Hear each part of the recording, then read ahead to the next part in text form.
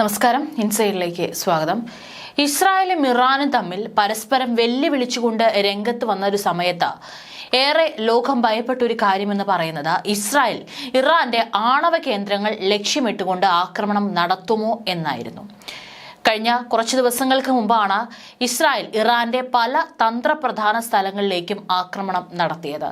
സൈനിക കേന്ദ്രങ്ങളിലേക്കടക്കം ഇസ്രായേൽ ആക്രമണം നടത്തിയിരുന്നു. പക്ഷേ സിവിലിയൻസ് താമസിക്കുന്ന സ്ഥലങ്ങളിലൊന്നും തന്നെ ഇസ്രായേൽ ആക്രമണം നടത്തുകയോ ഒന്നും ചെയ്തിട്ടില്ല. ഇപ്പോഴിതാ കഴിഞ്ഞ മാസം ഇറാനിൽ ഇസ്രായേൽ നടത്തിയ വ്യോമാക്രമണത്തിൽ പാർച്ചീനിയിലെ സജീവമായ ആണവായുധ ഗവേഷണ കേന്ദ്രം ഇസ്രായേൽ നശിപ്പിച്ചിട്ടുണ്ട് എന്ന് സ്ഥിരീകരിക്കുന്ന റിപ്പോർട്ടുകളാണ് പുറത്തുവരുന്നത്. ആ ഒരു ആക്രമണം ഇസ്രായേൽ നടത്തിയ അറ്റാക്കിന് ശേഷം ഈ ഒരു വാർത്തകൾ വന്നിരുന്നില്ല. പക്ഷെ ഇപ്പോൾ അത് സ്ഥിരീകരിക്കുന്ന വാർത്തകളാണ് പുറത്തുവരുന്നത്. 3 US ഉദ്യോഗസ്ഥരെയും നിലവിലെ ഒരു ഇസ്രായേലി ഉദ്യോഗസ്ഥരെയും ഒരു മുൻ ഇസ്രായേലി ഉദ്യോഗസ്ഥനെയും ഉദ്ധരിച്ച് ആക്സിയോസ് ആണ് ഈ ഒരു റിപ്പോർട്ട് പുറത്തുവിട്ടിരിക്കുന്നത്. UN ന്യൂക്ലിയർ വാച്ച് ഡോഗ് തങ്ങളുടെ ഇൻസ്പെക്ടറുമായി സഹകരിക്കാൻ വിസമ്മതിച്ചതിനെ ഇറാനെ അപകീർത്തിപ്പെടുത്തുന്നതിന് വോട്ട് ചെയ്യാൻ ഒരുങ്ങുന്നതിനിടെയാണ് ഈ ഒരു റിപ്പോർട്ട് വന്നിരിക്കുന്നത് എന്നുള്ളതാണ് ഏറെ ശ്രദ്ധേയം. കൂടാതെ നിയുക്ത പ്രസിഡന്റ് ഡൊണാൾഡ് ട്രംപിനെ വധിക്കാൻ ശ്രമിക്കില്ലെന്നും ഇസ്ലാമിക് റിപ്പബ്ലിക് കഴിഞ്ഞ മാസം ബൈഡൻ ഭരണകൂടത്തോട് പറഞ്ഞിരുന്നു. ആക്സിയോസ് പറയുന്നതനുസരിച്ച് പാർച്ചിന് നേരെ ഇസ്രായേൽ നടത്തിയ ആക്രമണം ഒക്ടോബർ 26 നടന്ന 1 മണിക്കൂർ നീണ്ട ഓപ്പറേഷന്റെ ഭാഗമായിരുന്നു.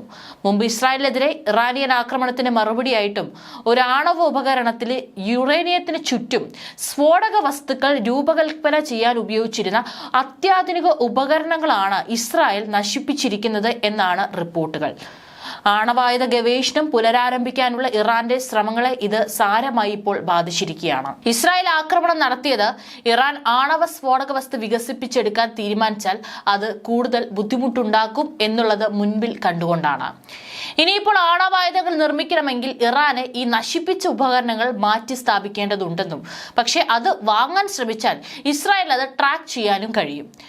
2003 ഔദ്യോഗികമായി അടച്ചുപൂട്ടിയ ഇറാന്റെ മുൻ ആണവ പദ്ധതിയുടെ ഒരു സൈറ്റായ തലേഗൻ 2 കോംപ്ലക്സ് ഇതിനോടകം സ്ട്രൈക്കുകളിൽ ടാർഗറ്റ് ചെയ്തതായി സാറ്റലൈറ്റ് ദൃശ്യങ്ങളിൽ നിന്ന് വ്യക്തമാണ്. ഈ കോംപ്ലക്സിൽ കമ്പ്യൂട്ടർ മോഡലിംഗ്, മെറ്റലർജി, സ്ഫോടക വസ്തുക്കളെ കുറിച്ചുള്ള ഗവേഷണം എന്നിവയുൾപ്പെടെ ഒരു ആണവ ഉപകരണം സൃഷ്ടിക്കുന്നതിന് പ്രസക്തമായ പുതിയ പ്രവർത്തനങ്ങളെല്ലാം തന്നെ ഈ വർഷം ആദ്യം കണ്ടെത്താൻ തുടങ്ങിയതായി US-ഉം ഇസ്രായേൽ ഇന്റലിജൻസും കണ്ടെത്തിയിരുന്നു.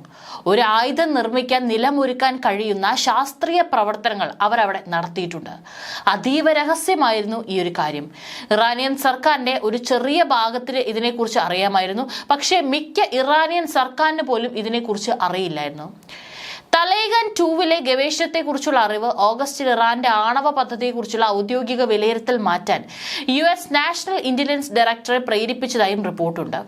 ഇത് പരീക്ഷണാത്മക ആണവ ഉപകരണം നിർമ്മിക്കുന്നതിന് ആവശ്യമായ പ്രവർത്തനങ്ങൾ ഇറാൻ ഇപ്പോൾ ഏറ്റെടുക്കുന്നില്ലെന്ന് നേരത്തെ സൂചിപ്പിച്ചിരുന്നു. ഒക്ടോബർ 26 നടത്തിയ വ്യോമാക്രമണത്തിൽ ഡസൻ കണക്കിന് ഇസ്രായേലി വിമാനങ്ങൾ, എയർ ഡ്രോൺ, ബാലിസ്റ്റിക് മിസൈൽ നിർമ്മാണ വിക്ഷേപണ സൈറ്റുകൾ, എയർ ഡിഫൻസ് ബാറ്ററികൾ എന്നിവ പുറത്തെടുത്തപ്പോൾ ഇസ്രായേൽ മറ്റ് ആണവ സൈറ്റുകളിൽ ആക്രമണം നടത്തിയതായി അറിയില്ല. ഒക്ടോബർ 1 ഇസ്രായേലിന് നേരെ ഇസ്ലാമിക് റിപ്പബ്ലിക് 181 ബാലിസ്റ്റിക് മിസൈലുകൾ എറിഞ്ഞപ്പോൾ ഇസ്രായേലിന് നേരെയുള്ള ഇറാന്റെ ആക്രമണത്തിന് മറുപടിയായി ഇസ്രായേലിന്റെ നീക്കത്തെ അനുകൂലിച്ചെങ്കിലും ഇറാനുമായി വലിയ സംഘർഷം സൃഷ്ടിക്കുന്നത് ഒഴിവാക്കാൻ ആക്രമണത്തിൽ ആണവ കേന്ദ്രങ്ങളിൽ ആക്രമണം നടത്തുന്നതിൽ നിന്ന് വിട്ടുനിൽക്കാൻ US ഇസ്രായേലിനോട് അഭ്യർത്ഥിച്ചിരുന്നു. ഏപ്രിലിന് ശേഷമുള്ള രണ്ടാമത്തെ നേരിട്ടുള്ള ആക്രമണം ആക്സിയോസിന്റെ അഭിപ്രായത്തിൽ ഇസ്രായേൽ തലേഗൻ 2-വിന് ഒരു അപവാദം വരുത്തി. കാരണം ഈ സൈറ്റ് ഇറാന്റെ പ്രഖ്യാപിത ആണവ പദ്ധതിയുടെ ഭാഗമല്ല. ഇസ്ലാമിക റിപ്പബ്ലിക് ഒരു സൈനിക ഘടകമുണ്ടെന്നും നിഷേധിക്കുന്നു. ആക്രമണത്തിന്റെ പ്രാധാന്യം ഇറാൻ അംഗീകരിച്ചിരുന്നെങ്കിൽ ആണവ നിർവ്യാപന ഉടമ്പടിയുടെ സ്വന്തം ലംഘനം ഈ പ്രക്രിയയിൽ സമ്മതിക്കുമായിരുന്നു. ഇറാൻ ഗവൺമെന്റിലെ വളരെ ചെറിയ ഒരു കൂട്ടം ആളുകൾക്ക് അറിയാവുന്നതും അതീവ രഹസ്യമായി സൂക്ഷിച്ചിരിക്കുന്നതുമായ കാര്യങ്ങളിൽ പോലും ഇസ്രായേലികൾക്ക് ഇറാനിയൻ സംവിധാനത്തെക്കുറിച്ച് കാര്യമായ വിവരങ്ങൾ ഇപ്പോൾ ലഭിക്കുന്നുണ്ട്. ആണവായുധം വികസിപ്പിച്ചെടുക്കാൻ ടെഹ്റാൻ തീരുമാനിച്ചാൽ അതൊരു സ്ട്രൈക്ക് ബുദ്ധിമുട്ടുണ്ടാക്കും. കാരണം ഈ ഉപകരണം ഒരു തടസ്സമാണ്. അതില്ലാതെ ഇറാനികൾ കുടുങ്ങിക്കിടക്കുന്നു. ഒരു മുതിർന്ന ഇസ്രായേൽ ഉദ്യോഗസ്ഥനാണ് ഈ റിപ്പോർട്ടും പുറത്തുവിട്ടിരിക്കുന്നത്. ഇറാനുകാർക്ക് ഒരു ആണവ ബോംബിലേക്ക് മുന്നേറണമെങ്കിൽ ഭാവിയിൽ ആവശ്യമായ ഉപകരണങ്ങളാണ് ഇസ്രായേൽ നശിപ്പിച്ചിരിക്കുന്നത്. ഇപ്പോൾ അവർക്കത് ഇല്ല.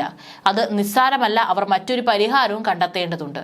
ഇറാൻ സന്ദർശനത്തിന്റെ ഭാഗമായി UN ആണവ നിരീക്ഷക സമിതിയുടെ തലവൻ ഇറാന്റെ 2 ആണവ കേന്ദ്രങ്ങൾ സന്ദർശിച്ച അതേ ദിവസം തന്നെ റിപ്പോർട്ട് പുറത്തു വന്നിരുന്നു. ആണവ പദ്ധതിയുമായി ബന്ധപ്പെട്ട് നിലനിൽക്കുന്ന തർക്കങ്ങൾ പരിഹരിക്കാൻ ടെഹ്റാൻ തയ്യാറാണെന്നും എന്നാൽ സമ്മർദ്ദത്തിന് വഴങ്ങില്ലെന്നും സന്ദർശന വേളയിൽ ഇറാൻ വിദേശകാര്യ മന്ത്രി ഇന്റർനാഷണൽ ആറ്റോമിക് എനർജി ഏജൻസി മേധാവി റാഫേൽ ഗ്രോസിയോട് പറഞ്ഞു. തലസ്ഥാനമായ ടെഹ്റാനിൽ നിന്ന് 100 കിലോമീറ്റർ തെക്ക് ഒരു പർവ്വതത്തിൽ കുഴിച്ചെടുത്ത നദാൻസ് ആണവ നിലയവും ഫോട്ടോ സമ്പുഷ്ടീകരണ സൈറ്റും ഗ്രോസി സന്ദർശിച്ചതായി സംസ്ഥാന മാധ്യമങ്ങൾ അധികം ഇതിനെക്കുറിച്ചുള്ള വിശദാംശങ്ങൾ നൽകാതെ തന്നെ റിപ്പോർട്ട് ചെയ്തിട്ടുണ്ട്. ഏതായാലും ഇപ്പോൾ വീണ്ടും ഒരു ആണവ കേന്ദ്രവും ആണവ കേന്ദ്ര ആക്രമണവും വാർത്തകളിൽ ഇടം നേടുകയാണ്. അത്തരത്തിലൊരു ആക്രമണം ഇസ്രായേൽ നടത്തിയിട്ടുണ്ടെങ്കിൽ എന്തായാലും ഇറാൻ ഇപ്പോൾ ഒതുങ്ങിയിരിക്കാനുള്ള സാധ്യത ഒട്ടുമില്ല. കാരണം അമേരിക്ക അടക്കം മുന്നറിയിപ്പ് ഇസ്രായേലിന് നൽകിയിട്ടുണ്ടായിരുന്നു. എന്നാൽ ഇസ്രായേൽ അതൊന്നും വകവയ്ക്കാതെയാണ് അന്ന് ഇത്തരത്തിൽ ആണവായുധം നിർമ്മിക്കാൻ ഉപയോഗിക്കുന്ന ഒരു ആണവ ആയുധത്തിന് ചുറ്റും ഇപ്പോൾ ഒരു ആക്രമണം നടത്തിയതായിട്ടുള്ള സ്ഥിരീകരിക്കുന്ന റിപ്പോർട്ടുകൾ പുറത്തു വരുന്നത്. ഏതായാലും അന്ന് ഇതിനെക്കുറിച്ച് ഇറാൻ യാതൊരു തരത്തിലും വിശദാംശങ്ങൾ പുറത്തുവിട്ടിരുന്നില്ല. കാരണം അതുമായി ബന്ധപ്പെട്ട് അന്ന് ഇത്തരത്തിൽ ഇസ്രായേലിന്റെ ഭാഗത്തുനിന്നുണ്ടായ ആക്രമണത്തിന് പിന്നാലെ ഇത് സമ്മതിച്ചുകൊണ്ട് ഇറാൻ വാർത്തകളോ വിശദാംശങ്ങളോ പുറത്തുവിട്ടിരുന്നെങ്കിൽ അത് സ്വന്തം രാജ്യത്തിന് തന്നെ നാണക്കേടാകുമായിരുന്നു. ഏതായാലും എന്തായിരിക്കും ഇനി ഇറാൻ ഇതിന് പിന്നാലെ ചെയ്യാൻ പോകുന്ന അടുത്ത തിരിച്ചടി എന്നുള്ളതാണ് എല്ലാവരും ഉറ്റുനോക്കുന്നത്.